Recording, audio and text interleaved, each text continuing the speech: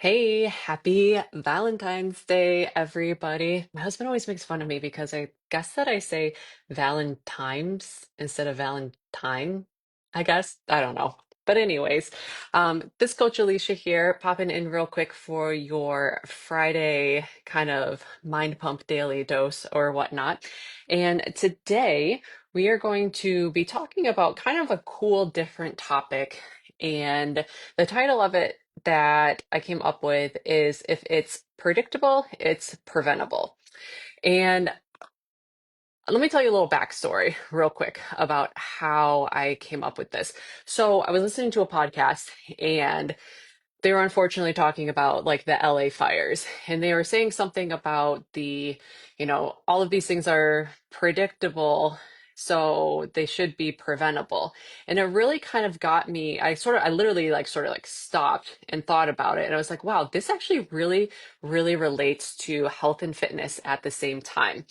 Because so often we find ourselves in situations where it's a predictable kind of situation, but we feel like we're not ready for it.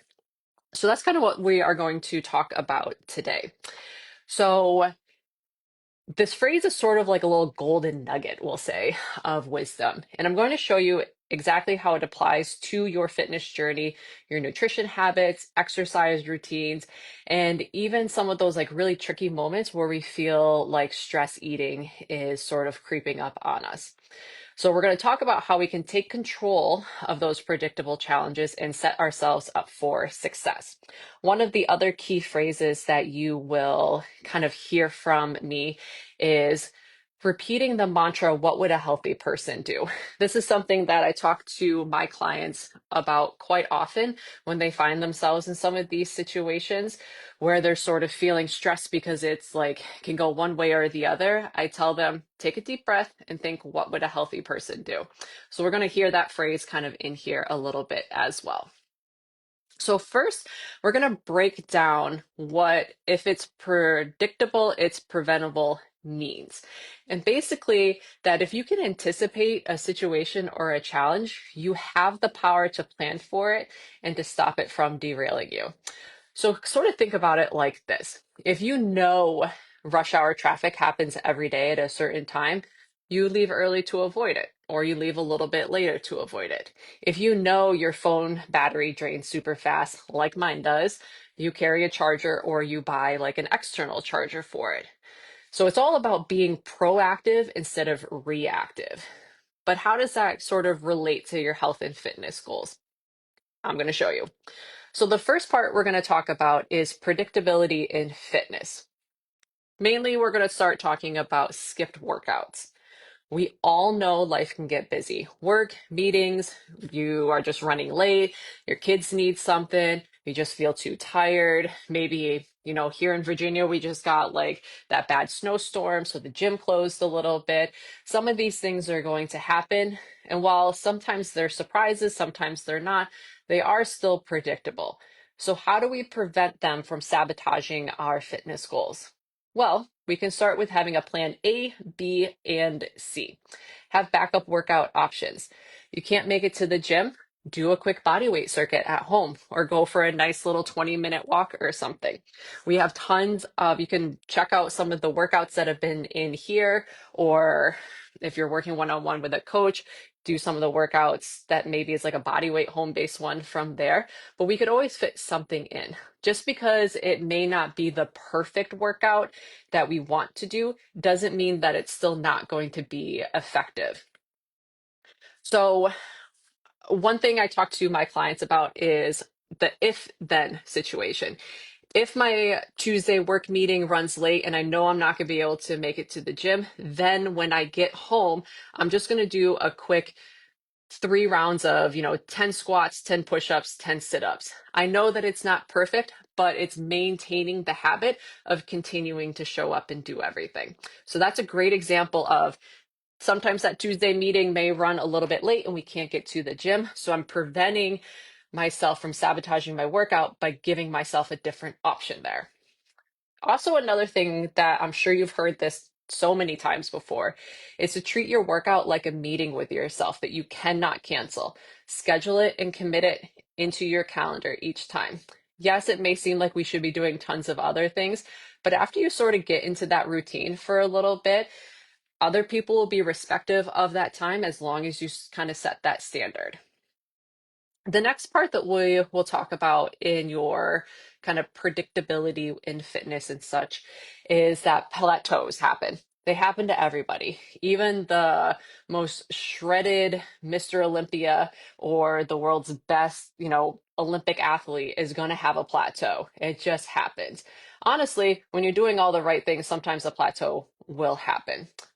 And it can be really frustrating, whether it's your weight loss, muscle gain, strength, whatever. Instead of getting frustrated, we can sort of almost expect them. So what do? We know that it's a predictable thing that we may hit a plateau. How do we go about kind of coping with that? We change it up. Adjust your workout routine. Every 4 to 6 weeks, you can increase your weight. You can add variety like a superset or maybe like one hit class. Maybe instead of doing like a body part split where you're doing like, chest on Monday, back on Tuesday, legs on Wednesday, you split it up and do 4 days of full body workouts. Something that just switches it up a little bit can help get you through that plateau.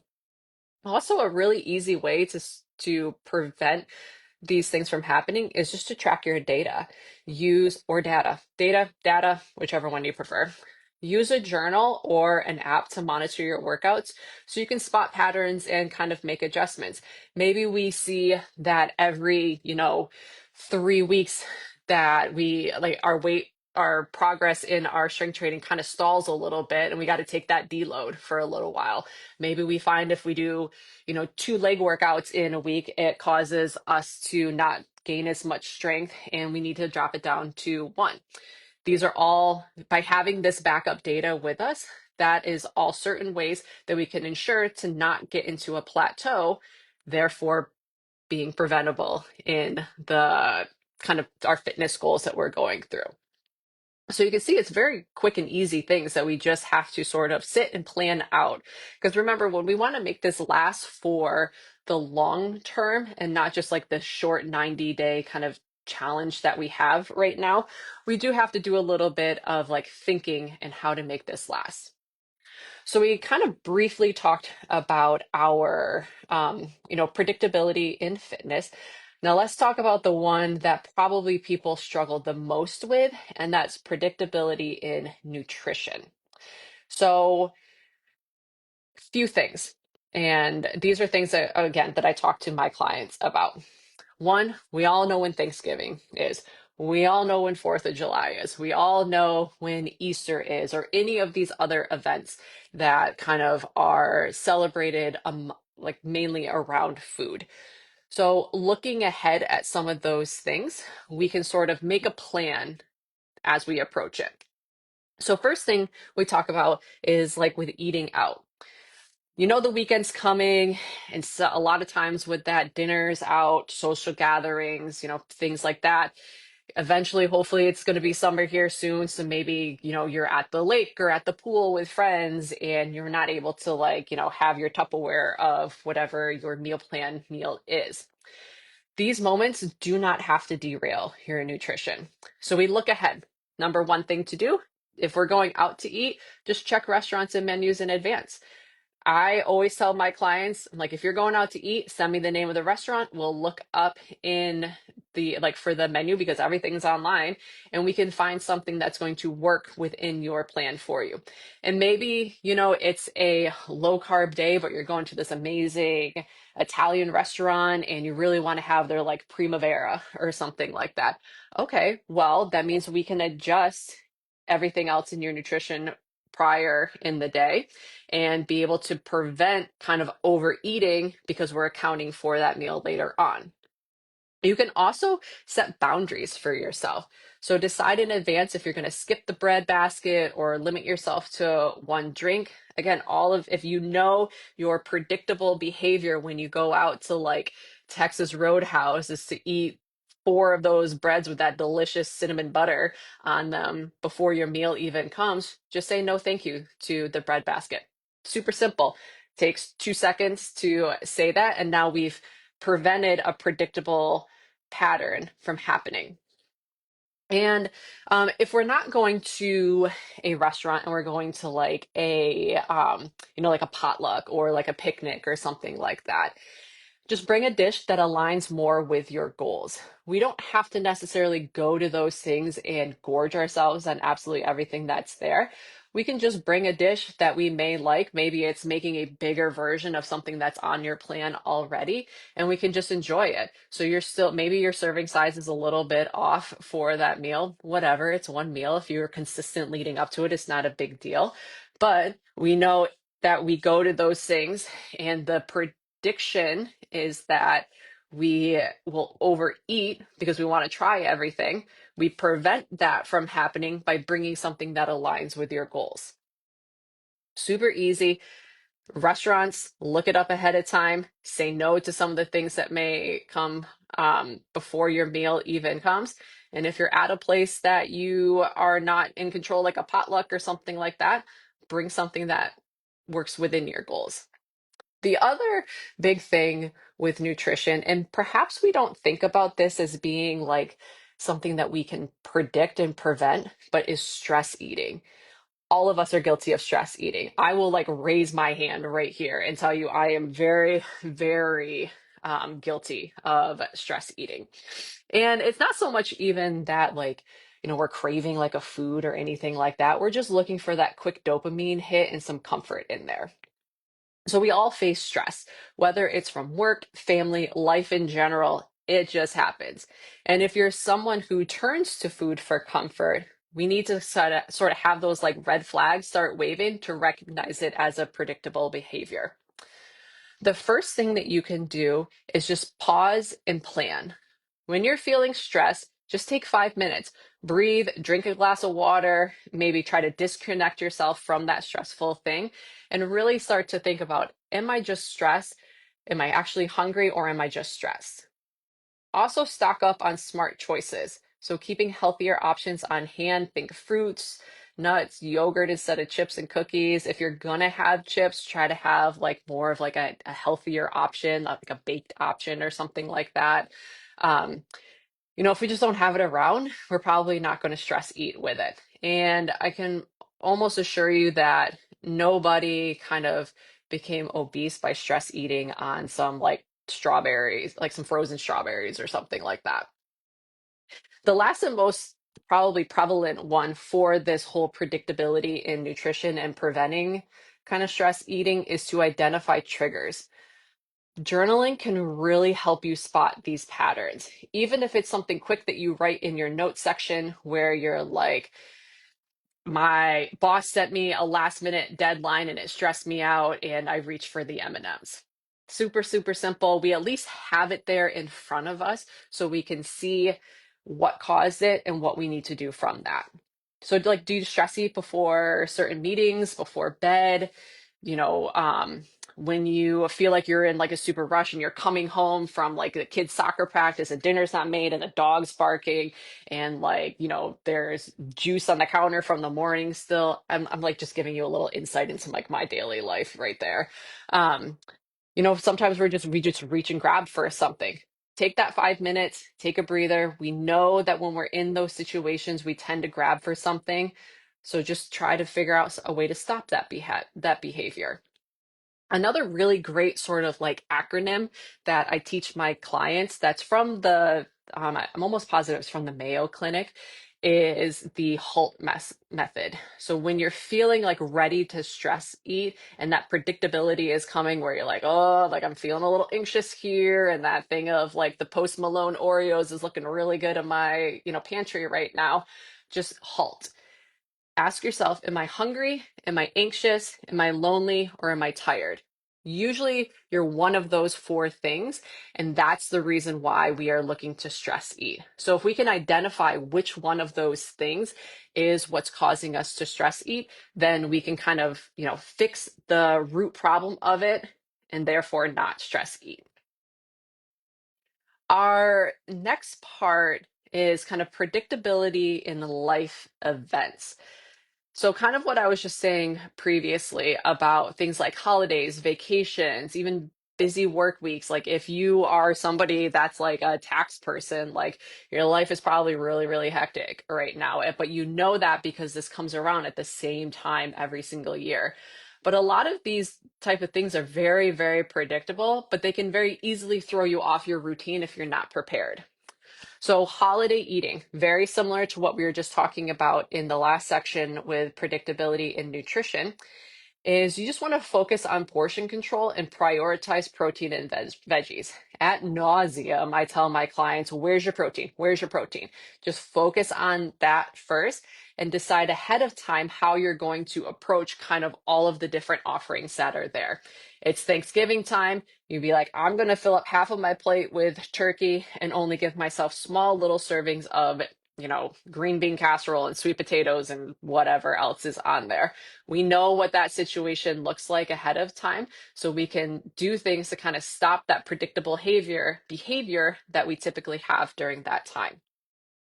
If it's a vacation that is coming up and you're worried about that derailing you, number one, talk to your coach ahead of time if you are working one-on-one with a coach.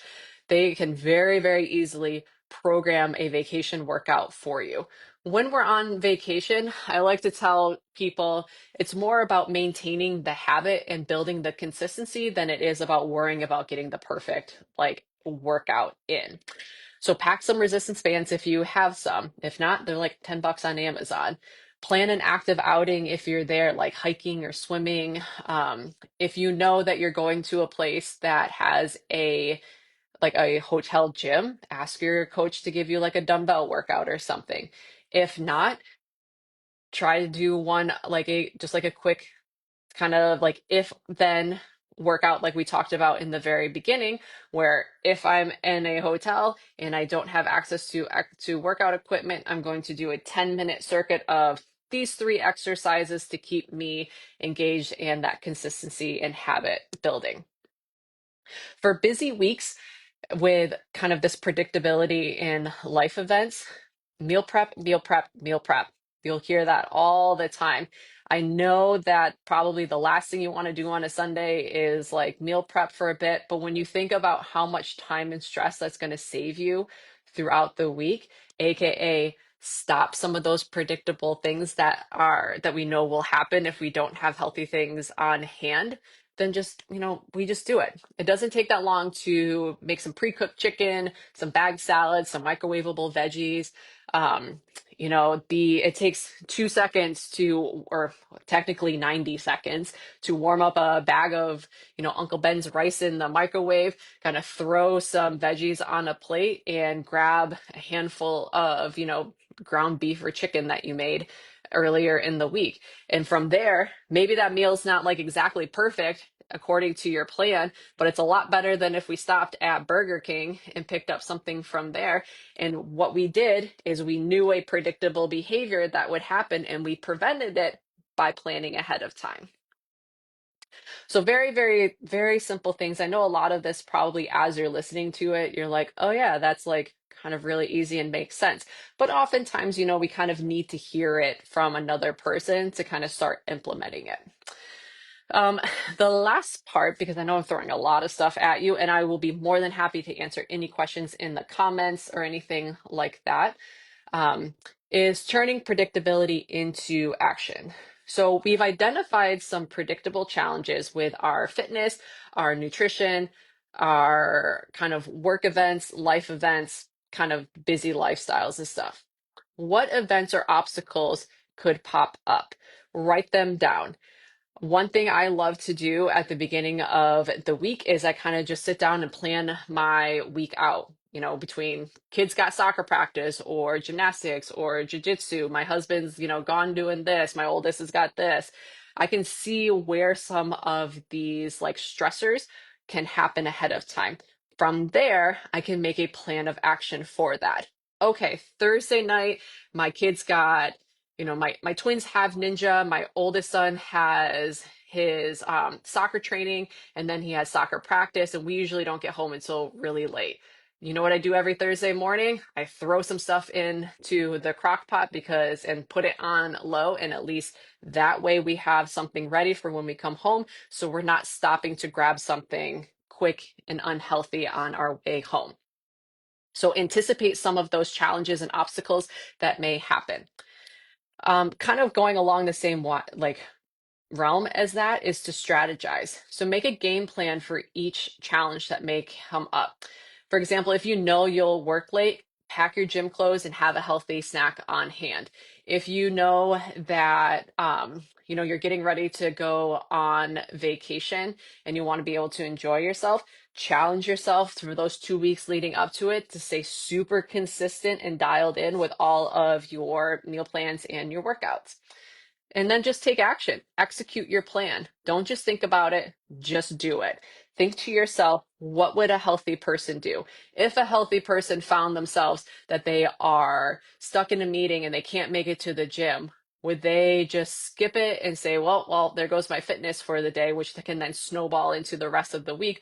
Or would they just come home and just do something real quick? Because anything is better than nothing. What would a healthy person do when they find themselves at this work event that is like a catered lunch, and you don't want to be like that person that shows up with a Tupperware dish, which honestly, like nobody cares if you do that. Like I've been doing that for years and years and years. But if you don't want to be that person that shows up with that Tupperware dish, what would a healthy person do? All right, I see there's some sandwiches here, there is some salad here, there's some veggies here, and there is some cookies or a little bit of sweets. Maybe I'm going to take half of one. That's what a healthy person would do. That thing is happening. Let's prevent all of the mishaps that could happen by just thinking, what would a healthy person do, and preventing any obstacles coming up in your way. The last part that we'll talk about before we close up here is this whole entire concept honestly just really hinges on your mindset. You have to believe that you're capable of creating solutions. And that kind of goes for everything in life. That's like some really, really like solid nutrition, and workout advice, but that really goes for everything. You have to believe you're capable of creating solutions. So instead of thinking, well, I'll just see how this goes, I suppose, think to yourself, how can I make this easier for myself? The secret to longevity with programs like this is the whole entire, how can I make this easier for myself? We don't want you just to, do this 90 days and then go back to like your old habits or ways. We want to change that mindset on recognizing obstacles and events and things that are going to come up in your way, and then having a good action plan for that. Predictability is literally your superpower when it comes to your health and wellness. And prevention is the tool that's going to keep you moving forward towards your goals each and every single day. I hope that you saw how, things don't always have to be perfect when we're in these situations that kind of are like a little like stressful and such forth for us, but we can still make really good, healthy choices by predicting how the outcomes are going to be. Okay. So that is a wrap from me. I know I threw a lot of information out at you, and I'm happy to kind of write out sort of some of this stuff in the comments for you if you need sort of like a visual to look at. But the main thing you want to remember is that if it's predictable, it's preventable. So start looking at your challenges as opportunities to prepare and set yourself up for success instead of immediate ways that can derail you.